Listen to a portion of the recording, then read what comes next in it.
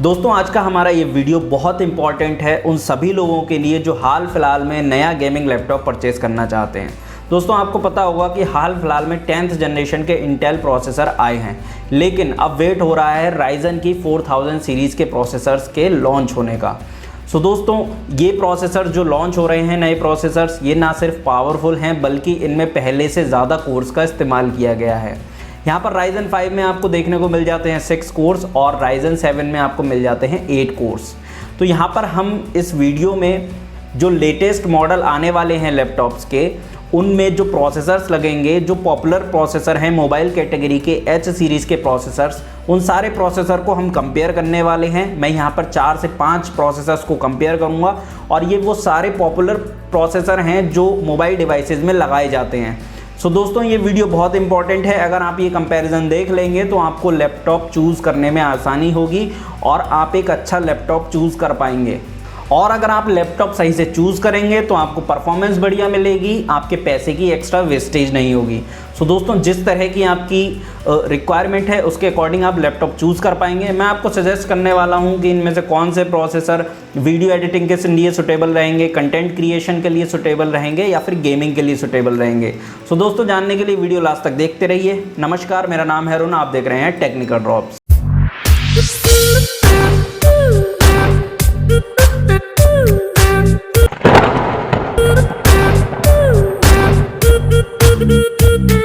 अगर आप channel subscribe करके बेल आइकन प्रेस कर लेंगे, इससे मेरे काम को और सपोर्ट मिलेगा। फ्यूचर में भी इसी तरह के मैं टेक्निकल वीडियोस आपके लिए बनाता रहूँगा। सो दोस्तों आज कंपैरिजन करने के लिए हमारे पास कुछ इंटेल के प्रोसेसर हैं और कुछ AMD के प्रोसेसर हैं। जैसे मैं i7 10750H प्रोसेसर का कंपैरिजन करूँगा, राइजन 7 4800H प्रोसेसर का कंपैरिजन करूँगा, राइजन 5 4600H प्रोसेसर का कंपैरिजन करूँगा, i9 10980H के प्रोसेसर का कंपैरिजन करूँगा एंड राइजन 9 4900H प्रोसेसर का कंपैरिजन करूँगा। दोस्तों ये नए लैपटॉप्स में आने वाले बहुत पॉपुलर प्रोसेसर हैं, तो आपको ये कंपैरिजन लास्ट तक देखना चाहिए। यहाँ पर हम बेंचमार्क स्कोर और भी कई तरह के स्कोर को डिस्कस करेंगे और कंप्लीटली मैं आपको बताऊंगा कि इनमें से कौन सा प्रोसेसर सबसे ज़्यादा पावरफुल है। आइए दोस्तों कंपैरिजन शुरू करते हैं। दोस्तों अगर मैं राइजन 5 4600H प्रोसेसर की बात करूं तो इसकी बेस फ्रिक्वेंसी 3 गीगाहर्ट्ज़ की है। i7 10750H प्रोसेसर की जो बेस क्लॉक है वो 2.60 गीगाहर्ट्ज़ की है। राइजन 7 4800H की बेस क्लॉक 2.90 गीगाहर्ट्ज़ की है। i9 1090H के प्रोसेसर की बेस क्लॉक 2.40 गीगाहर्ट्ज़ की है एंड राइजन 9 4900H प्रोसेसर की जो बेस क्लॉक है वो 3.30 गीगाहर्ट्ज़ की है। अब आप देख सकते हैं राइजन 5 4600H की बूस्ट क्लॉक 4 गीगाहर्ट्ज़ की है और राइजन 7 10750H की बूस्ट क्लॉक 5 गीगाहर्ट्ज़ की है, 1 गीगाहर्ट्ज़ ज़्यादा है। और राइजन 7 4800H की बूस्ट क्लॉक 4.20 गीगाहर्ट्ज़ है। सिंगल कोर की ये बूस्ट क्लॉक की मैं बात कर रहा हूँ। i9 10980H के प्रोसेसर की जो बूस्ट क्लॉक है सिंगल कोर की वो 5.30 गीगाहर्ट्ज़ है एंड राइजन 9 4900H प्रोसेसर की जो बूस्ट क्लॉक है सिंगल कोर की वो 4.40 गीगाहर्ट्ज़ है। अब दोस्तों इन सारे प्रोसेसर की ऑल कोर्स की टर्बो स्पीड की बात कर लेते हैं। राइजन 5 में आपको देखने को मिलेगी 4 गीगाहर्ट्ज़ की टर्बो स्पीड सारे कोर्स की राइजन 5 4600H में। i7 10750H प्रोसेसर में आपको सारे कोर्स की टर्बो स्पीड देखने को मिलेगी 4.80 गीगाहर्ट्ज़। राइजन 7 में आपको 3.80 देखने को मिलेगी राइजन 7 4800H में। i9 1090H के प्रोसेसर में आपको 5.10 गीगाहर्ट्ज़ देखने को मिलेगी। राइजन 9 4900H में आपको 4 गीगाहर्ट्ज़ बूस्ट क्लॉक देखने को मिलेगी। दोस्तों इंटेल की 10th जनरेशन सीरीज़ में Intel thermal velocity boost frequency feature को इंट्रोड्यूस किया गया है, लेकिन राइजन में ये फीचर नहीं है।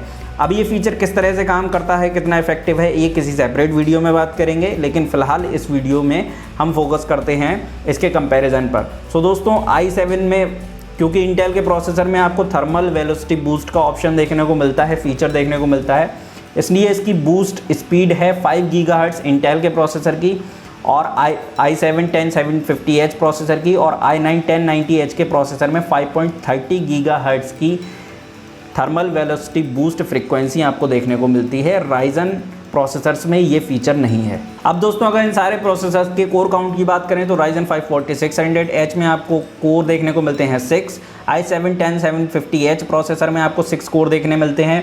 Ryzen 7 4800H प्रोसेसर में आपको 8 कोर देखने को मिलते हैं। i9 1090H के प्रोसेसर में आपको 8 कोर मिलते हैं और Ryzen 9 4900H में भी आपको 8 कोर मिलते हैं। हाइपर थ्रेडिंग की बात करें तो ये सारे प्रोसेसर हाइपर थ्रेडिंग इनेबल्ड हैं। थ्रेड्स की अगर बात करें तो जिस प्रोसेसर में जितने कोर हैं आप उसकी 2 से मल्टीप्लाई कर दीजिए, आपको थ्रेड्स पता चल जाएंगे। ओवरक्लॉकिंग की बात करें तो इन सारे प्रोसेसर्स में सिर्फ एक प्रोसेसर ऐसा है i9 1090H के जो ओवरक्लॉकिंग सपोर्ट करता है, बाकी प्रोसेसर ओवरक्लॉकिंग सपोर्ट नहीं करते हैं। सो दोस्तों, किसी भी प्रोसेसर को कैसे पहचानें कि वो ओवरक्लॉकिंग सपोर्ट करता है या फिर कितना पावरफुल है नहीं है, उसमें क्या क्या एक्स्ट्रा फीचर्स हैं, उसके लिए मैंने एक सेपरेट वीडियो बनाया है, आई बटन में आपको लिंक मिल जाएगा। वो वीडियो बहुत नॉलेजेबल है, ऐसे समझ लीजिए प्रोसेसर्स के ऊपर वो आपको एक्सपर्ट बना देगा। आप प्रोसेसर के मॉडल को देखकर सिर्फ पता लगा लेंगे कि वो प्रोसेसर कितना पावरफुल है। L2 कैश आपको देखने मिलेगी सिर्फ Ryzen प्रोसेसर्स में। Ryzen 5 4600H प्रोसेसर में आपको L2 कैश मिलेगी 3 MB की। i7 10750H प्रोसेसर में आपको जो L2 कैश है वो नहीं मिलेगी। Ryzen 7 में आपको L2 कैश मिलेगी 4 MB की। i9 1090H के प्रोसेसर में आपको L2 कैश नहीं मिलेगी, मैंने बताया इंटेल में नहीं है। Ryzen 9 4900H में 4 MB L2 कैश मिलेगी। L3 कैश की बात करें तो Ryzen 5 4600H में आपको 8 MB की L3 कैश मिलेगी। i7 10750H प्रोसेसर में आपको 12 MB की L3 कैश मिलेगी। Ryzen 7 4800H में आपको 8 MB की L3 कैश मिलेगी। i9 1090H के प्रोसेसर में आपको 16 MB की L3 कैश मिलेगी।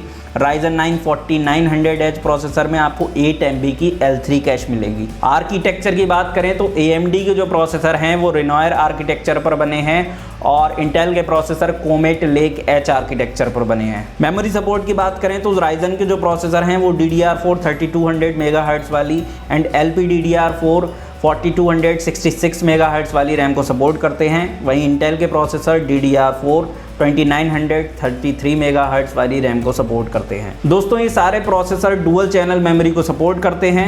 मैक्सिमम मेमोरी की सपोर्ट आपको Ryzen प्रोसेसर्स में देखने को मिलेगी 32 GB और इंटेल के प्रोसेसर्स में सपोर्ट देखने को मिलेगी 128 GB की। ECC एरर करेक्शन कोड वाली मेमोरी आपको सिर्फ Ryzen में देखने को मिलेगी, इंटेल में नहीं मिलेगी। PCIe वर्जन की बात करें तो सारे प्रोसेसर में 3.0 PCIe वर्जन का यूज़ किया गया है और PCIe लेन्स की बात करें तो Ryzen प्रोसेसर में आपको 12 PCIe लेन मिलेंगी और इंटेल प्रोसेसर में आपको 16 PCIe लेन्स मिलेंगी। दोस्तों, PCIe लेंस जिस प्रोसेसर में ज़्यादा होती हैं वो प्रोसेसर ज़्यादा अच्छे से अपनी SSD को यूटिलाइज़ करता है, या फिर कह सकते हो आप ज़्यादा पावर की वहाँ पर SSD लगाई जा सकती है, जैसे कि M.2 NVMe SSD और इस टाइप की और भी जो टेक्नोलॉजी हैं वो उन सबको भी वो सपोर्ट करता है, या फिर थंडरबोल्टिंग और इस तरह की सपोर्ट भी आपको ज़्यादा PCIe लेन वाले पर्टिकुलर लैपटॉप में देखने को मिल जाती है। लेकिन वहाँ उस लैपटॉप में थंडरबोल्टिंग जैसा सिस्टम भी लगा हुआ होना चाहिए, तभी ये फीचर काम करेगा। टेक्नोलॉजी की बात करें तो Ryzen के प्रोसेसर 7 नैनोमीटर की लेटेस्ट टेक्नोलॉजी पर बने हुए हैं, लेकिन इंटेल के प्रोसेसर 14 नैनोमीटर की टेक्नोलॉजी पर बने हैं। सॉकेट टाइप की बात करें तो Ryzen के प्रोसेसर FP6 सॉकेट को सपोर्ट करते हैं और इंटेल के प्रोसेसर BGA 1440 जो सॉकेट है उसको सपोर्ट करते हैं। TDP की बात करें, थर्मल डिज़ाइन पावर की, तो यहाँ पर जो Ryzen के प्रोसेसर हैं वो 45 वाट कंज्यूम करते हैं। यहाँ पर सारे ही प्रोसेसर 45 वाट कंज्यूम करते हैं। अगर थर्मल डिज़ाइन पावर की बात करें तो यहाँ पर सारे प्रोसेसर 45 थर्मल डिज़ाइन पावर पर चलते हैं। और अगर कॉन्फ़िगरेबल TDP की हम बात करें तो यहाँ पर जो Ryzen के प्रोसेसर हैं उनको आप 35 वाट से लेकर के 54 वाट तक कॉन्फ़िगर कर सकते हैं। यहाँ पर आप जो है अंडर वोल्टिंग भी कर सकते हैं। Ryzen के प्रोसेसर इंटेल के प्रोसेसर कॉन्फ़िगरेबल हैं 35 वाट लोएस्ट तक। यहाँ पे जो सारे प्रोसेसर हमारे पास हैं वो लोअर टू लोअर आप 35 वाट तक उन्हें कॉन्फ़िगर कर सकते हैं, मतलब अंडर वोल्टिंग कर सकते हैं इन प्रोसेसर की, और मैक्सिमम 54 वाट तक आप इसको कॉन्फ़िगर कर सकते हैं। एडवांस एन्क्रिप्शन सिक्योरिटी की बात करें तो सारे प्रोसेसर में आपको ये फीचर देखने को मिलता है। वर्चुअलाइजेशन की बात करें आपकी स्क्रीन पर है, आप पढ़ सकते हैं। अब दोस्तों बात करते हैं इन प्रोसेसर्स के अंदर जो इंटीग्रेटेड GPU यूज़ हुआ है उसकी क्या कॉन्फ़िगरेशन है, बेंचमार्क्स क्या हैं, ये सब कुछ मैं इस वीडियो में आपको बता रहा हूँ। दोस्तों, जो GPU Ryzen 5 4600H प्रोसेसर में यूज़ किया है वो है AMD का Radeon 6। i7-10750H प्रोसेसर में आपको इंटेल की अल्ट्रा HD 630 ग्राफिक्स देखने को मिलेगी। दोस्तों यहाँ पर नोटिस करने वाली बात है, इंटेल के सारे प्रोसेसर में i7 में भी और i9 में भी इंटेल अल्ट्रा HD 630 ग्राफिक्स का ही इस्तेमाल किया गया है, लेकिन राइजन के डिफरेंट प्रोसेसर में जो इसकी ग्राफिक्स है उसको बदल दिया गया है। राइजन 7 4800H में आपको मिलती है AMD Radeon 7 ग्राफिक्स और राइजन 9 4900H प्रोसेसर में आपको मिलती है AMD Radeon 8 ग्राफिक्स। यहाँ पर GPU की बेस फ्रीक्वेंसी की बात करें तो राइजन 5 4600H में 1.50 गीगाहर्ट्ज़ की स्पीड पर बेस फ्रीक्वेंसी पर ये GPU काम कर सकता है। i7-10750H की बात करें 0.35 गीगाहर्ट्ज़ की बेस फ्रीक्वेंसी पर ये GPU काम कर सकते हैं। दोस्तों यहाँ पर एक बात नोट करने वाली है, जिन प्रोसेसर में भी जो इंटीग्रेटेड GPU लगा हुआ होता है उसकी बेस फ्रीक्वेंसी कम होती है। ऐसे प्रोसेसर्स थोड़ी सी कम पावर को कंज्यूम करते हैं दूसरे प्रोसेसर्स के कंपैरिजन में। जैसे कि अगर मैं बात करूं, अगर कोई लैपटॉप आप जो है इंटेल प्रोसेसर के साथ में परचेज कर रहे हैं तो ऐसे में जो बेस फ्रीक्वेंसी जिस प्रोसेसर के अंदर जो इंटीग्रेटेड GPU लगा हुआ है जिसकी बेस फ्रीक्वेंसी कम है, जैसे यहाँ पर 3.35 गीगाहर्ट्ज़ देखने को मिल रही है और राइजन 5 में आपको 1.50 गीगाहर्ट्ज़ बेस फ्रीक्वेंसी देखने को मिल रही है, तो यहाँ पर इंटेल के प्रोसेसर जो हैं वो कम पावर को कंज्यूम करेंगे। तो इस हिसाब से आपको जो बैटरी बैकअप है वो इंटेल प्रोसेसर के साथ में थोड़ा सा ज़्यादा देखने को मिलेगा, सिर्फ उसी कंडीशन में जब आप अपने लैपटॉप पर कोई भी ग्राफिक्स इंटेंसिव काम नहीं कर रहे होंगे और आप जो है नॉर्मल सा काम कर रहे होंगे, उस वक्त आपके जो GPU है वो ज़्यादा पावर पर काम नहीं कर रहा होगा, तो ऐसे केस में आपको बैटरी बैकअप थोड़ा ज़्यादा देखने को मिलेगा। लेकिन यहाँ पर जो राइजन 5 जो प्रोसेसर है या फिर कह लीजिए राइजन 7 है या राइजन 9 है, ये क्योंकि इनकी बेस क्लॉक और बूस्ट क्लॉक एक ही है, इस वजह से ये जो है ऑल द टाइम ज़्यादा पावरफुल ही काम करते रहेंगे। अब दोस्तों बात करते हैं इंटीग्रेटेड GPU टर्बो फ्रीक्वेंसी की। राइजन 5 4600H की बात करें तो 1.50 गीगाहर्ट्ज़ की स्पीड पर काम कर सकते हैं ये GPU। i7-10750H की बात करें 1.50 गीगाहर्ट्ज़ की स्पीड पर काम कर सकते हैं। राइजन 7 4800H में 1.6 गीगाहर्ट्ज़ की स्पीड पर काम कर सकते हैं। i9-1090H के प्रोसेसर में 1.25 गीगाहर्ट्ज़ की स्पीड पर काम कर सकते हैं और राइजन 9 4900H में 1.75 गीगाहर्ट्ज़ की स्पीड पर काम कर सकते हैं। कोर काउंट की बात करें तो यहाँ पर कोर्स भी मैटर करते हैं किसी पर्टिकुलर GPU में। तो राइजन 5 4600H की बात करें, कोर काउंट इसमें आपको 6 देखने को मिलेंगे। i7-10750H में कितने कोर्स यूज़ हुए हैं, इसका जो इंटीग्रेटेड GPU है उसमें कितने कोर्स हैं, इसकी इन्फॉर्मेशन हमारे पास नहीं है, तो इसलिए मैंने ये इन्फॉर्मेशन यहाँ पर नहीं लिखी है क्योंकि इंटेल की वेबसाइट पे मुझे ये इन्फॉर्मेशन नहीं मिली। राइजन 7 4800H की बात करें, इसके अंदर जो इंटीग्रेटेड GPU है उसमें 8 कोर्स हैं और राइजन 9 वाले जो इंटीग्रेटेड GPU है उसके अंदर भी आपको 8 कोर्स ही देखने मिलेंगे। जनरेशन की बात करें तो राइजन के जो इंटीग्रेटेड GPU हैं वो है 9th जनरेशन के और इंटेल के इंटीग्रेटेड GPU 9.5 जनरेशन के हैं। ये इन कंपनीज़ के अकॉर्डिंग है, इन्होंने अपनी जनरेशन को नाम दिया है खुद से। टेक्नोलॉजी की बात करें तो राइजन के जो इंटीग्रेटेड GPU हैं वो 7 नैनोमीटर की टेक्नोलॉजी पर बने हुए हैं और i7 की हम बात करें तो ये जो इनके जो इंटीग्रेटेड GPU हैं वो 14 नैनोमीटर टेक्नोलॉजी पर बने हुए हैं। इन सारे प्रोसेसर्स के इंटीग्रेटेड GPU DirectX वर्जन 12 को सपोर्ट करते हैं। मैक्सिमम डिस्प्लेज इन GPUs के साथ आप कनेक्ट कर सकते हैं 3। एग्जीक्यूशन यूनिट्स की बात करें तो राइजन 5 4600H प्रोसेसर में आपको 7 एग्जीक्यूशन यूनिट्स मिलेंगी और राइजन 7 4800H में आपको 7 एग्जीक्यूशन यूनिट्स मिलेंगी, लेकिन राइजन 9 4900H में आपको 8 एग्जीक्यूशन यूनिट्स मिलेंगी।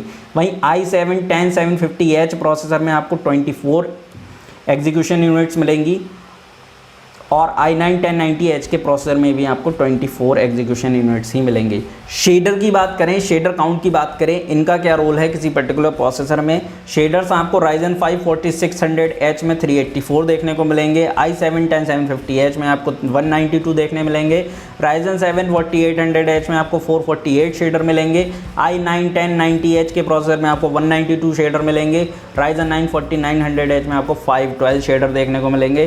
दोस्तों शेडर बहुत अच्छे से लाइटिंग को मैनेज करना जानता है और बहुत अच्छे तरीके से शेडिंग को या फिर कह लीजिए शेडो को मैनेज करना जानता है। मतलब जहाँ पर भी शेडो आपको शेड दिखाई देगा कहीं पर भी गेम खेलते वक्त तो वो बहुत अच्छे से मैनेज होगा, ज़्यादा क्रिस्पर आपको दिखाई देगा, बेटर तरीके से मैनेज करना जानता है शेडर एक टाइप की एल्गोरिथम होती है जो कंट्रोल करती है, जो मैनेज करती है स्क्रीन पर शेडिंग इफेक्ट्स को, लाइटिंग इफेक्ट्स को। सो दोस्तों ऐसा कोई भी प्रोसेसर जिसमें शेडर काउंट ज़्यादा है और ये किसी लैपटॉप में लगा है तो वो लैपटॉप कलर सेंसिटिव वर्क में ज़्यादा अच्छे से काम करता है और गेमिंग में अच्छा एक्सपीरियंस देता है। दोस्तों अब हम बात करते हैं इन प्रोसेसर के बेंचमार्क स्कोर की। इससे आपको इन प्रोसेसर्स की ताकत का अंदाज़ा लग जाएगा और आप बेहतर तरीके से चूज़ कर पाएंगे कि आपको कौन सा प्रोसेसर चाहिए, कौन सा लैपटॉप चाहिए, कौन से काम के लिए। दोस्तों Ryzen 9 4900H प्रोसेसर की बात करूं तो इसका जो सिंगल कोर का स्कोर है वो है 203। दोस्तों अगर किसी प्रोसेसर की जो सिंगल कोर है उसका बेंचमार्क स्कोर ज़्यादा होता है तो यहाँ पर बेसिकली हमें ये पता चलता है कि इसका जो मल्टी कोर स्कोर है वो भी ज़्यादा आने वाला है। और ये वाले जो प्रोसेसर होते हैं ये बेहतर तरीके से गेमिंग में परफॉर्म करते हैं, बेहतर तरीके से वीडियो एडिटिंग में, फ़ोटो एडिटिंग में परफॉर्म करते हैं और बेहतर तरीके से जितने भी ग्राफिक्स रिलेटेड वर्क हैं उनमें भी अच्छा परफॉर्म करते हैं और जितने भी हमारे कंटेंट रिलेटेड वर्क हैं जैसे कि आर्किटेक्चर से रिलेटेड जो काम है उनमें भी बेहतर परफॉर्म करते हैं। सो दोस्तों ये पूरी तरीके से आपके बजट पर डिपेंड करता है कि आप कौन सा प्रोसेसर परचेज़ कर पाते हैं। Ryzen 9 49। अब हम बात करते हैं i9 1090H के प्रोसेसर के सिंगल कोर स्कोर की। यहाँ पर 210 इसे सिंगल कोर स्कोर मिलता है। आप देख सकते हैं Ryzen 9 4900H के सिंगल स्कोर से i9 1090H के प्रोसेसर का सिंगल कोर स्कोर ज़्यादा है। और यहाँ पर इसी के बराबर जो सिंगल कोर स्कोर है वो i7 10750H प्रोसेसर का भी है 210। Ryzen 7 4800H प्रोसेसर की सिंगल कोर का स्कोर है 188 और Ryzen 5 4600H प्रोसेसर की सिंगल कोर का स्कोर है 178। दोस्तों बात करें अगर Ryzen 9 4900H प्रोसेसर की तो इसका जो मल्टी कोर स्कोर है वो सबसे ज़्यादा है क्योंकि यहाँ पर आपको 8 कोर्स देखने को मिलते हैं और फिर सिंगल कोर स्कोर भी थोड़ा ज़्यादा हो रहा है तो इस वजह से मल्टी कोर स्कोर इसका सबसे ज़्यादा निकल कर आता है। ये प्रोसेसर बहुत बेहतरीन परफॉर्म करेगा। 1937 इसका स्कोर है multi core score. i9 1090H का मल्टी कोर स्कोर है 1800। Ryzen 7 4800H का 1846 है। i7 10750H प्रोसेसर का 1404 है और Ryzen 5 4600H प्रोसेसर का 1467 है। आप यहाँ पर क्लियर कट देख सकते हैं मल्टी कोर अगर स्कोर की बात करें हम तो यहाँ पर देखिए ये जो Ryzen 5 प्रोसेसर है 4600H ये i7 10750H प्रोसेसर को बीट कर रहा है। यहाँ पर 1467 आपको स्कोर देखने को मिलेगा लेकिन i7 का 1404 स्कोर है सिर्फ। और यहाँ पर अगर हम बात करें तो Ryzen 7 4800H processor i9 1090H के प्रोसेसर को जो कि इंटेल कहता है कि वो उसका ओवरक्लॉकिंग वाला प्रोसेसर है और हाई परफॉर्मेंस ग्राफिक्स इंटीग्रेटेड उसमें लगी हुई है, उस प्रोसेसर को भी Ryzen 7 4800H बीट कर रहा है। भले ही थोड़े स्कोर से बीट कर रहा है लेकिन बीट कर रहा है मल्टी कोर स्कोर में। और Ryzen 9 4900H प्रोसेसर जो है वो i9 1090H के प्रोसेसर को बीट कर रहा है। तो आप देख सकते हैं Ryzen 7 ने तक i9 1090H प्रोसेसर को के प्रोसेसर को बीट कर दिया है। तो यहाँ पर आप Ryzen के प्रोसेसर की ताकत का अंदाज़ा लगा सकते हैं मेरे वीडियो से। अब दोस्तों हम बात करते हैं Cinebench R20 single versus multi core benchmarks की। Ryzen 9 4900H की बात करें, सिंगल कोर स्कोर की बात करें 501 इसका सिंगल कोर स्कोर है। i9 1090H के प्रोसेसर का सिंगल कोर स्कोर 507 है। Ryzen 7 4800H प्रोसेसर का सिंगल कोर स्कोर 468 है। i7 10750H प्रोसेसर के सिंगल कोर का स्कोर 502 है एंड Ryzen 5 4600H के सिंगल कोर का स्कोर 449 है। अगर यहाँ पर हम बात करें कि सबसे ज़्यादा स्कोर किसका है तो निकल कर आता है i9 1090H के प्रोसेसर के सिंगल कोर का स्कोर। लेकिन मल्टी कोर स्कोर की जब हम बात करें तो सिनेरियो पूरा चेंज हो जाता है, फिर से Ryzen के प्रोसेसर आगे निकलते हुए दिखाई देते हैं। और आप देख सकते हैं Ryzen 7 4800H प्रोसेसर की जो परफॉर्मेंस है वो ऑलमोस्ट पास आ चुकी है Ryzen 9 4900H प्रोसेसर के और i9 को ऑलरेडी Ryzen 7 4800H बीट कर चुका है। यहाँ पर आप बेंचमार्क्स में साफ साफ देख सकते हैं। और i7 10750H प्रोसेसर को बीट कर दिया है Ryzen 5 4600H प्रोसेसर ने। मतलब Ryzen 5 प्रोसेसर ने i7 प्रोसेसर को बीट कर दिया बेंचमार्क से स्कोर में। तो परफॉर्मेंस तो ऑब्वियस सी बात है ना, ज़्यादा देखने को मिलेगी। आप इस वीडियो में देख सकते हैं इंटेल का कोई भी प्रोसेसर Ryzen प्रोसेसर्स की बराबरी नहीं कर पा रहा है। सिंगल कोर स्कोर में इंटेल का प्रोसेसर भले ही थोड़ा सा ज़्यादा निकल जाए लेकिन मल्टी कोर स्कोर में Ryzen प्रोसेसर्स ही विनर निकल कर आ रहे हैं। अब दोस्तों हम बात करते हैं इन प्रोसेसर्स के अंदर लगे हुए इंटीग्रेटेड जीपीयू के बेंचमार्क स्कोर की। अगर किसी प्रोसेसर का इंटीग्रेटेड जीपीयू ज़्यादा पावरफुल लगा हुआ है उसके अंदर, तो वो बेहतर परफॉर्म करता है किसी ऐसे प्रोसेसर से जिसका इंटीग्रेटेड जीपीयू उतना पावरफुल नहीं है। जब आपका डेडिकेटेड जीपीयू काम नहीं करता है, पावर उसे उतनी नहीं मिलती है, जब आपका लैपटॉप बैटरी पर काम कर रहा होता है, तब आपका इंटीग्रेटेड जीपीयू आपका साथ निभाता है और वो आपकी बैटरी भी बचाता है। तो यहाँ पर जिस प्रोसेसर के अंदर भी इंटीग्रेटेड जीपीयू ताकतवर लगा हुआ है, जब आप अपने लैपटॉप को पावर पर नहीं रखेंगे, बैटरी पर रखेंगे, तब आपका लैपटॉप ज़्यादा बेहतर परफॉर्म करेगा। आइए अब कंपैरिजन शुरू करते हैं।